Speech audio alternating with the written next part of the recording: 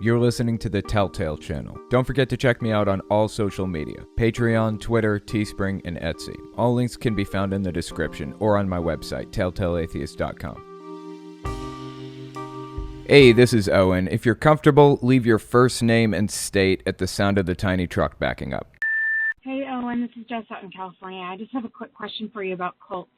I'm wondering if you've ever talked about Alcoholics Anonymous, if you think it's a cult. I know it's kind of a touchy subject for some people. I know it really helps some people, but I've been told that it's a bit religious and a bit stalkery and culty, and I don't really see the medical benefits based on scientific studies, and I'm wondering if you would talk about it. All right, thanks. Catch you later. Bye. Very interesting question. I really appreciate that. To answer your question, yeah, Alcoholics Anonymous is bad. Some people may know, some may not, but I was a drug addict for like a long time, for like a few years. And eventually I did go to Alcoholics Anonymous, and more specifically, I went to Narcotics Anonymous meetings. And I also went to secular meetings, or not just meetings, but group therapy, basically, and individual therapy to try to help me get past this addiction.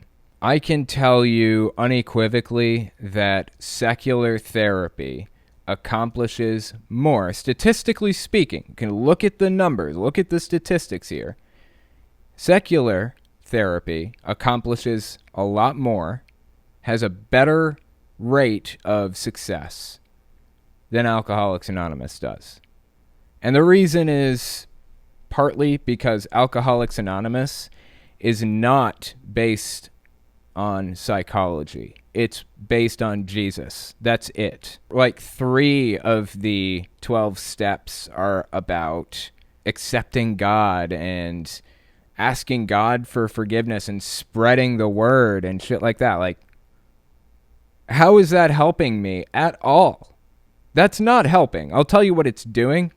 In your mind, it's linking your sobriety to Jesus. Now, what happens when your faith is challenged? In your mind, you have no reason to remain sober anymore.